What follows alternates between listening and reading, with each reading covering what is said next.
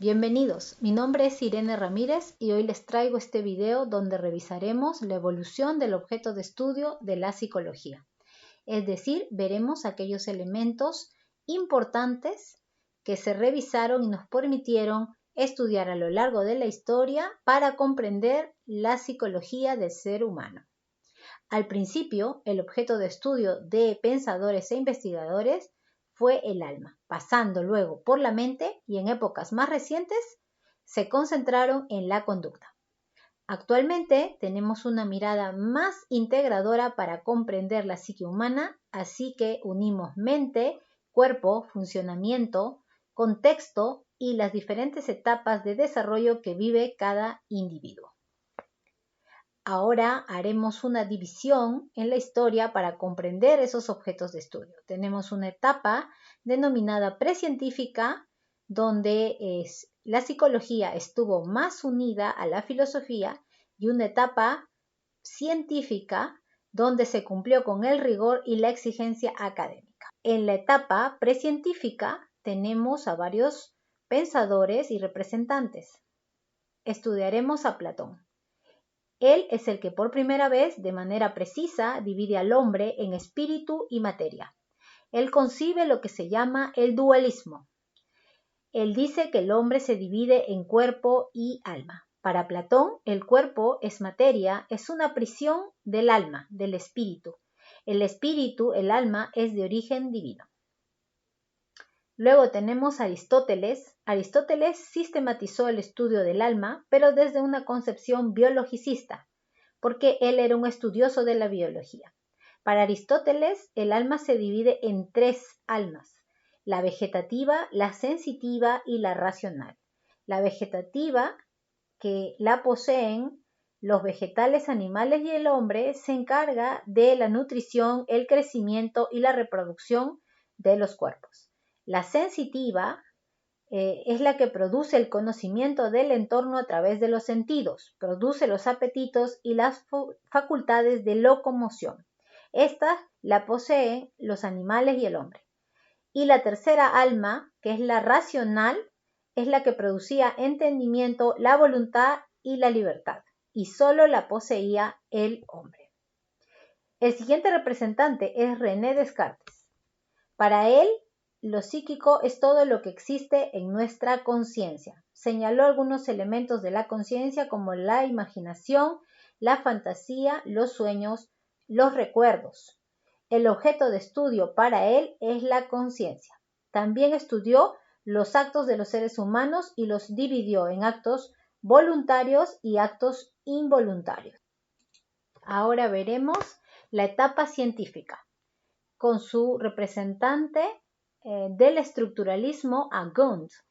A él se le considera como el fundador de la psicología, por haber establecido el primer laboratorio experimental. El objeto de estudio del estructuralismo fue la mente adulta y algunos de sus elementos: las sensaciones, los sentimientos y las imágenes.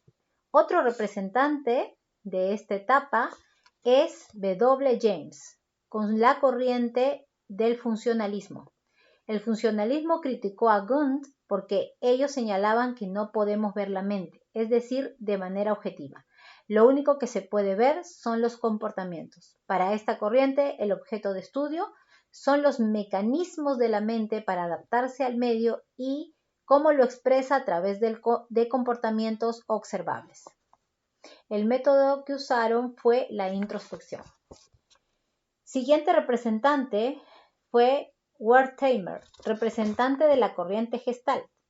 Para esta corriente, el objeto de estudio es la conciencia y los temas básicos que estudiaron fue la percepción y la inteligencia. Los métodos que utilizaron fueron la introspección y la observación. El siguiente representante fue Sigmund Freud, con la corriente del psicoanálisis. El objeto de estudio de esta corriente fue el inconsciente.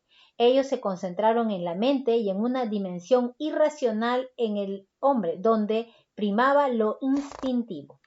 Esta corriente básicamente se dedicó a estudiar temas de personalidad y motivación. También tienen teorías sobre la explicación de la personalidad y algunas enfermedades. Otro representante fue John B. Watson, con la corriente el conductismo. El conductismo tiene como objeto de estudio la conducta y rechaza la introspección. Esta corriente señala que es importante descubrir, predecir y controlar la conducta, así como los elementos que estimulan las respuestas del comportamiento humano. Otro representante importante del conductismo fue Skinner. Él desarrolló lo que se denominó el condicionamiento operante.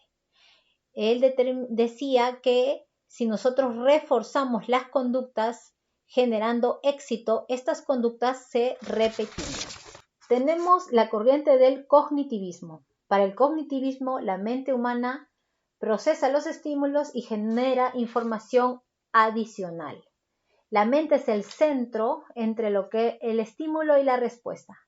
Considera que los factores más importantes del proceso psíquico son de naturaleza cognitiva. Su máximo representante es Piaget, quien estudió la inteligencia y su desarrollo evolutivo. Él señaló 4 estadios: sensorio-motor, preoperacional, operacional concreto y operacional formal. Finalmente, y último representante de la etapa científica es Abraham Maslow. Él representa a la corriente del humanismo. Para esta corriente, el objeto de estudio de la psicología es el ser humano y todas sus necesidades integradas.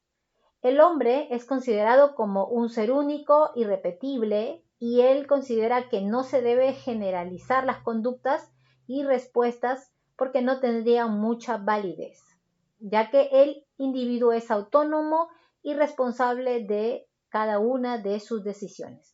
Para Maslow, el ser humano tiene la capacidad de elegir y de redireccionar su vida hacia una meta. Muchas gracias.